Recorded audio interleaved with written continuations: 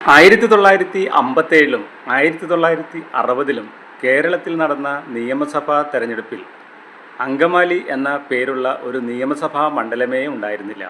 പകരം അങ്കമാലിക്കടുത്തുള്ള കോതകുളങ്ങര എന്ന സ്ഥലപ്പേരുള്ള ഒരു മണ്ഡലമാണുണ്ടായിരുന്നത്.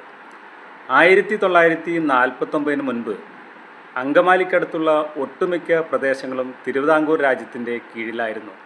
എന്നാൽ കോതകുളങ്ങര എന്ന തന്ത്രപ്രധാനമായ അതിർത്തി പ്രദേശമായിരുന്നു തിരുവിതാംകൂർ രാജ്യത്തിൻ്റെ വടക്കേ അറ്റത്തുണ്ടായിരുന്നത്.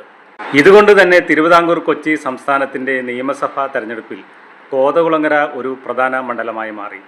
ഐക്യകേരളത്തിന് ശേഷം 1957-ലും 1960-ലും നടന്ന നിയമസഭാ തെരഞ്ഞെടുപ്പിൽ കോതകുളങ്ങര മണ്ഡലത്തെ നിലനിർത്തുകയാണ് ചെയ്തത്.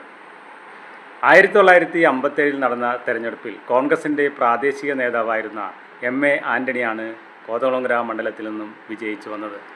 1960-ൽ നടന്ന തെരഞ്ഞെടുപ്പിലും എം.എ. ആൻ്റണി തന്നെ വിജയം ആവർത്തിച്ചു. ഈ രണ്ട് തെരഞ്ഞെടുപ്പിലും കമ്മ്യൂണിസ്റ്റ് പാർട്ടി ഓഫ് ഇന്ത്യയുടെ സ്ഥാനാർത്ഥികളെയാണ് എം.എ. ആൻ്റണി പരാജയപ്പെടുത്തിയത്. 1957 മുമ്പ് നടന്ന തിരുവിതാംകൂർ കൊച്ചി സംസ്ഥാനത്തിൻ്റെ നിയമസഭാ തെരഞ്ഞെടുപ്പിലും ഈ കോതകുളങ്ങര മണ്ഡലത്തെ പ്രതിനിധാനം ചെയ്തിട്ടുണ്ട് കോൺഗ്രസ്സുകാരനായ ആൻ്റണി. മൂക്കന്നൂർ ഗ്രാമപഞ്ചായത്തിൻ്റെയും കോതകുളങ്ങര ബോർഡ് പഞ്ചായത്തിൻ്റെയും പ്രസിഡൻ്റായും സേവനമനുഷ്ഠിച്ചിട്ടുണ്ട് അഭിഭാഷകനായ ഇദ്ദേഹം.